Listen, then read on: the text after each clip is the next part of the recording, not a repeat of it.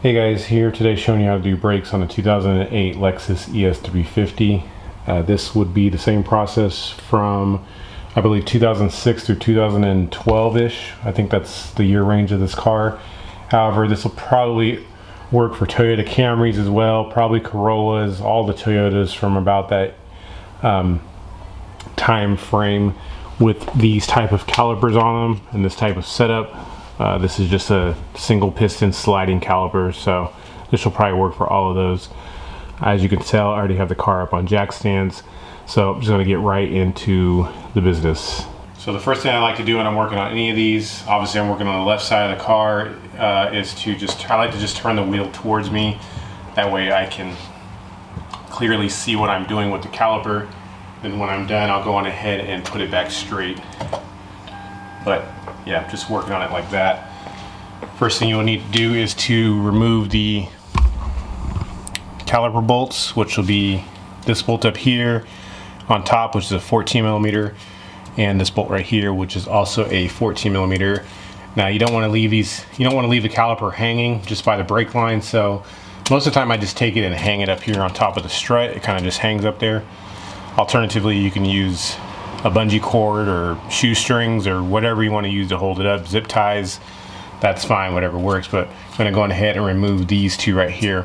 Now, in the case that sometimes these get stuck, let me see if I can zoom in for you guys. There's a nut right here, point at it with my, right here that I'm touching. There's a nut just behind the actual bolt that you're removing on the outside. Sometimes this nut right here will spin. This is a 17 millimeter, so get yourself a 17 millimeter open-end wrench just to hold that in place in case it does spin. But most of the time, these will come off no problem. Like so. So I got that one loose already. I'm gonna go ahead and loosen up the other one.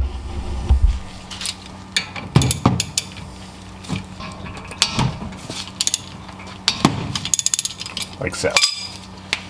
So now they're both loose. Go ahead and loosen both these up. And you should be able to get the caliper off like so. For now, like I said, I'm just going to hang it up top up here, and we'll address that in a moment. Next, you'll be looking at the brake pads here. Brake pads have these little retaining clips right here.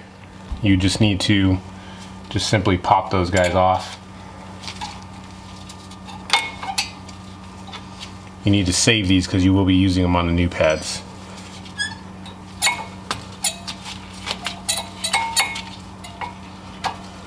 And after you get that done, you can just go ahead and slip the pads out of place.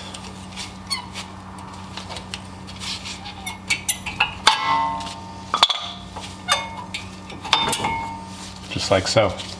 Now we're going to focus on taking the rotor off. Now if you look around the backside of backside here, there's going to be two 17 millimeter bolts. This one right here on top, and there's another one right here on the bottom. You need to remove these in order to get the caliper bracket off, so that way we can get the rotor off. So let me go get a tool and we'll get those off.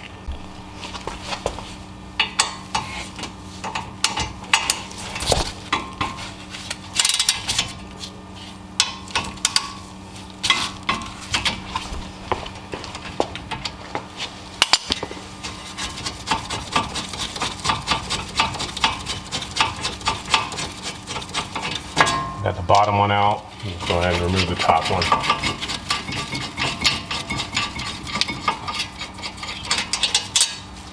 And then this whole caliper bracket will come off. And again, we'll set this to the side. We'll deal with this here in a minute.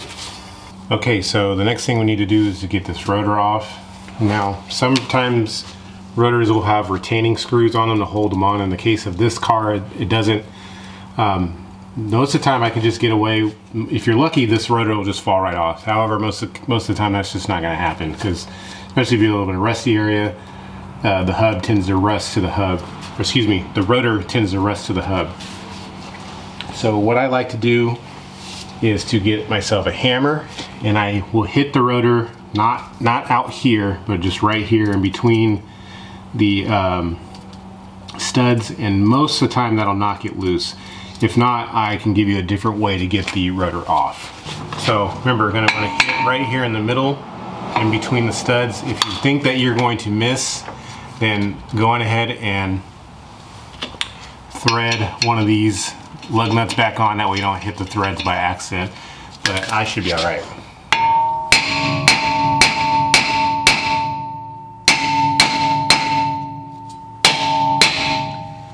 See, just like that. Now it is loose. Take it off and remove it. Alternatively, if you couldn't get it off, I don't think the camera's gonna pick it up well, but there are two smaller screw holes you can see there. You can screw in, I don't know what the size is, maybe an M12 by 1.25 could be the size, don't quote me on that. But you can screw in screws into these. You need to get two screws, and as you screw them in, it'll push the rotor off of the hub. So you can also do it that way. All right, I got the new rotor.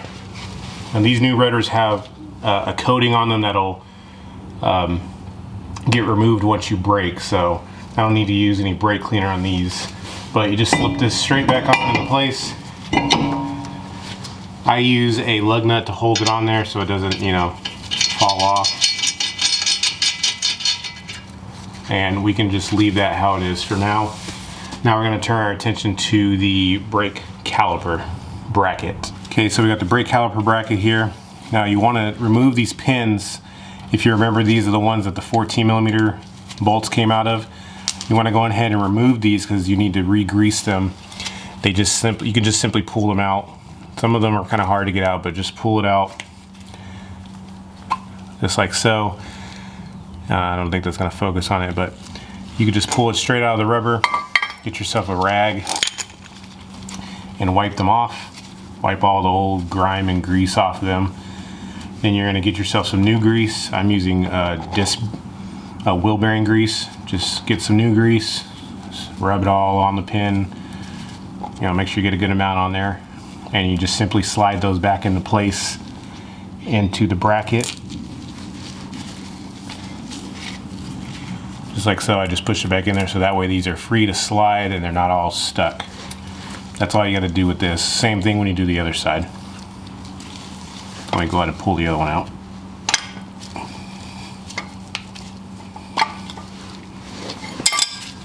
Wipe it off and then put some new grease on it. Slip it back into place. Simple as that. All right, the next thing you want to do is if you want to go on ahead and bolt this back onto the hub now, you can. It's just the two 17mm guys, but I'm going to go on ahead and move on to the caliper now and show you guys how to press the piston back in. All right, so what you want to do after you get those pins re-greased is to press the caliper piston back in. You can see here I got the caliper. Let's see if I zoom in there for you a little bit.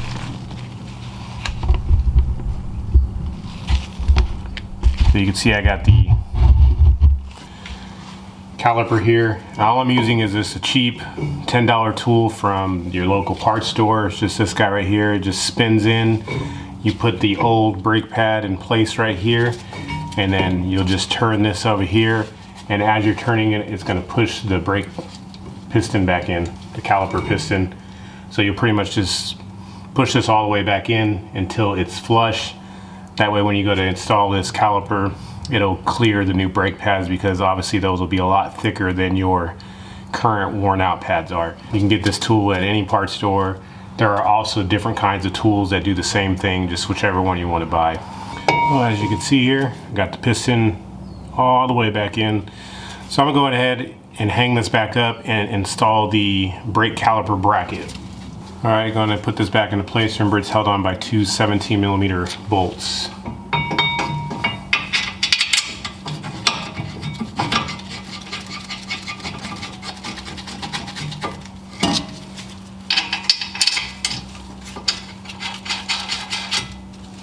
And you go ahead and tighten these up. I don't know the torque specs of this. I don't know, I've been doing this for a while, so I just kind of go by feel by now.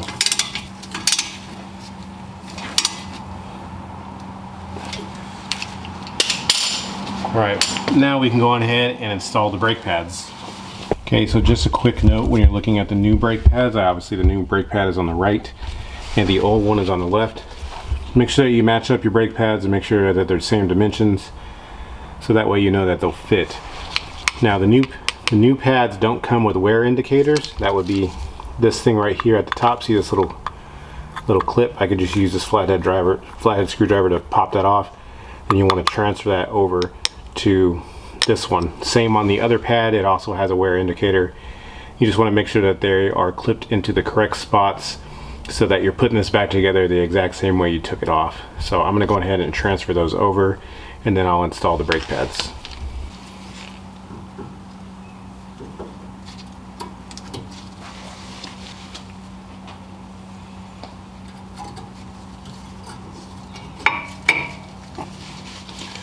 Okay, once those are in, don't forget to put these little clips. They just slide back into the holes that are on the back of the brake pads. And they are supposed to do that.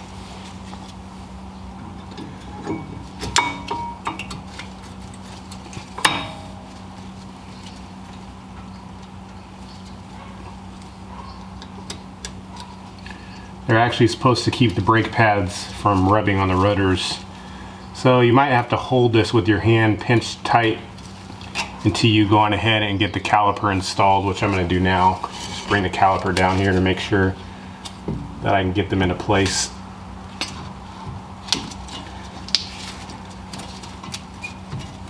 Alright, I got the caliper in place, and I'm going to put the 14mm bolts back in. As soon as I can find what I did with the other one. There it is.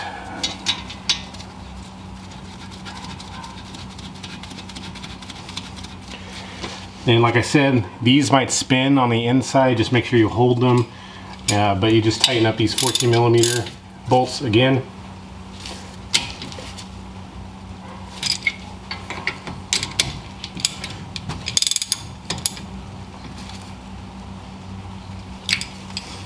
Just like so.